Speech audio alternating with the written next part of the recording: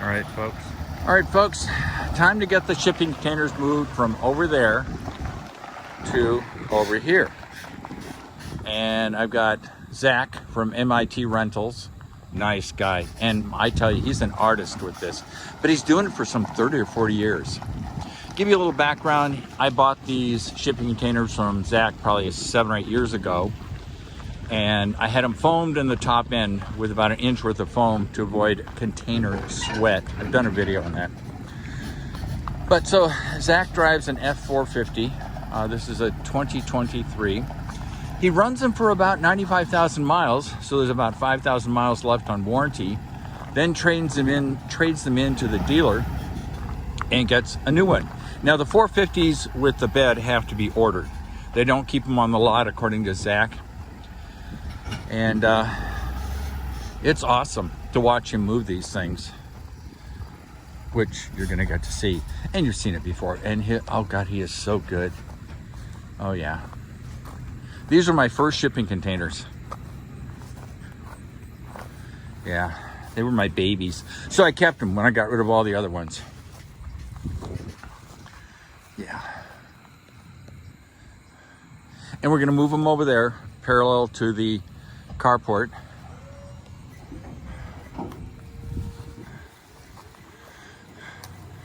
Yeah, you'd swear he's got radar or camera on this thing. He just does it.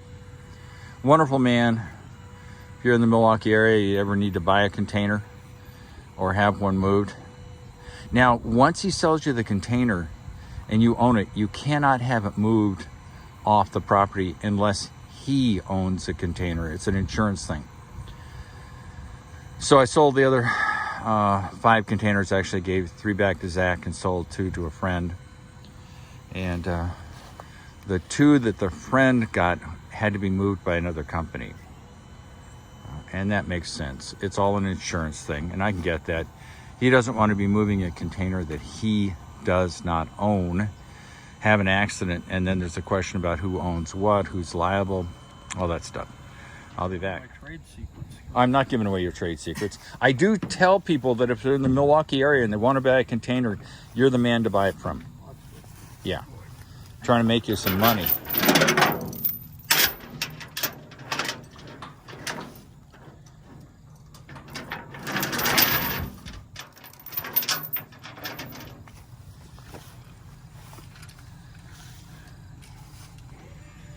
I love it, a remote.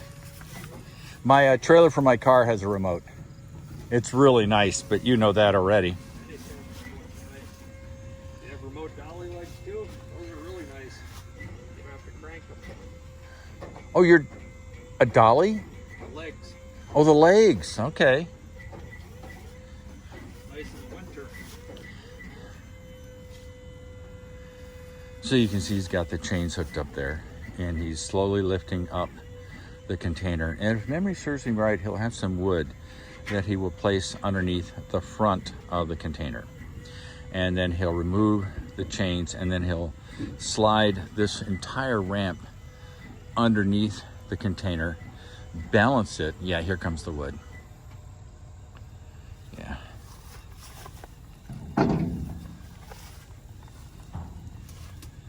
Oh, it's gonna be so nice. This is gonna be the finishing touches, the culmination of the project that's been, oh God, this has been in process for 3 years. Yeah, so this is the final part. Yeah, I'll be back. All right, the chains are removed. He's lifted it up. There's some wood blocks back there holding it. Hopefully you can see the wood blocks. See if I can get the light adjusted. And now he's going to back this thing up, slide it underneath the container. And look, he's got 1 inch on either side of this container. It just amazes me. And if I remember correctly, he does a little lifting, a little sliding, a little lifting, a little sliding. This is my point about this, so I'm gonna definitely drive right out of here, across this, and kind of go up there, and then turn up there, and then back it around again. I think that sounds like a plan. So you can see daylight underneath the container now. And he's going to use that daylight to slide this underneath the container. I'm gonna actually move around. Being on his blind side does not make him happy, and I should have realized that from to begin with. So I'll go on the side where he can actually see me easily. Yeah.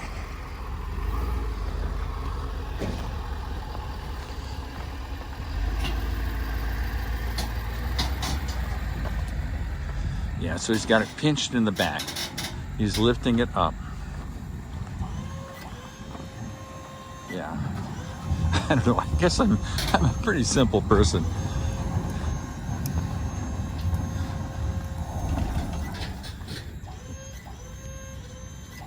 Yeah, he's been doing this for, like I said, decades, so there's no surprises for him. And if there is a surprise, once we tried moving these containers when it was wet, he just realized there was no reason in trying, so we suspended the operation and came back a different day.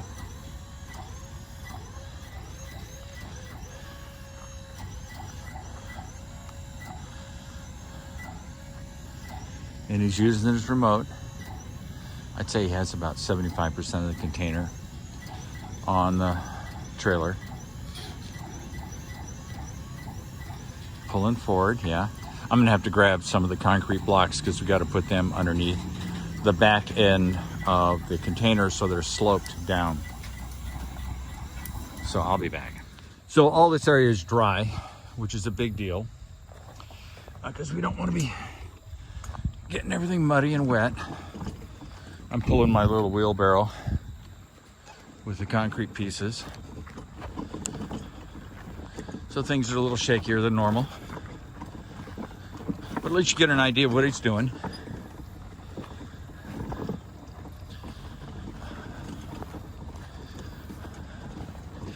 Now, the interesting thing from a tax angle, if it's not secured to the ground, it's not taxed. Let's see if we're gonna get what we want. Oh, it's a little bit longer. Got to put some bricks. So you can see we got the 2 bricks in the back, and the idea is to give it some angle.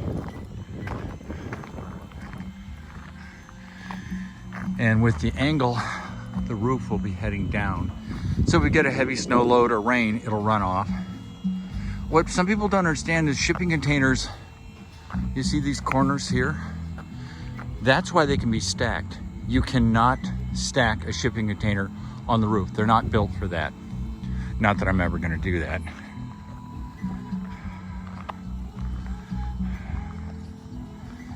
Oh yeah.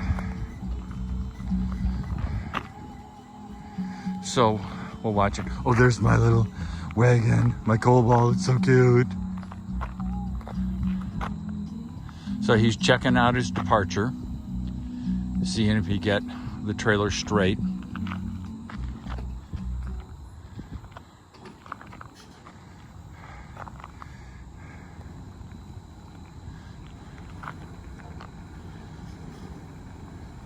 Oh yeah. So we're leaving the front end off of concrete blocks because it's on 8 inches of gravel. And the 8 inch of gravel provides enough drainage. You always want to have air underneath the shipping container because the moisture needs a place to escape, and the floors are generally made out of wood. Wood doesn't like water because it swells and rots. So the rear end will be up, the front end will be down. That way, like I said, the water will drain off the top. And also for loading things into the container, having the container lip in the front as low as possible makes it much easier. So we're down. Oh yeah, baby. That's looking good.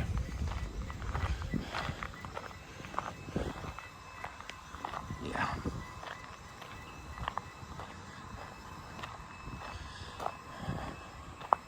And we put about 3 feet width here, big enough for a human being to walk through. Run a lawnmower, spray for weeds, do whatever is necessary.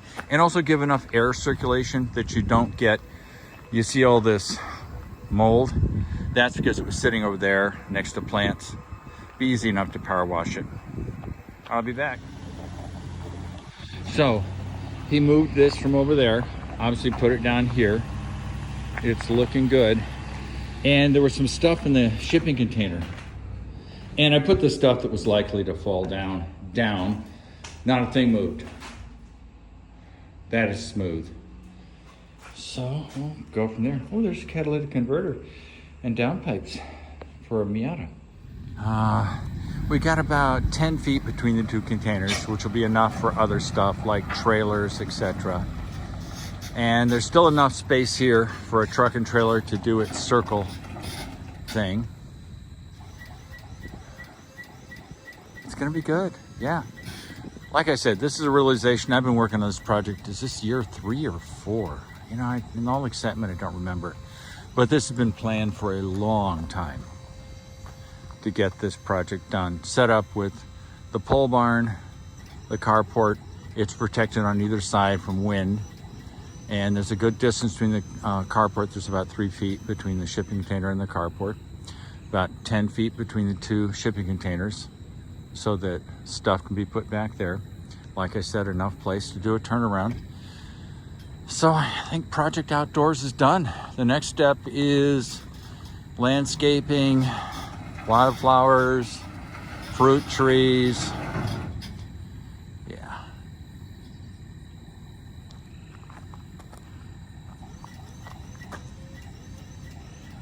Yeah. And down she goes. Got one end stuck, that's good. All right.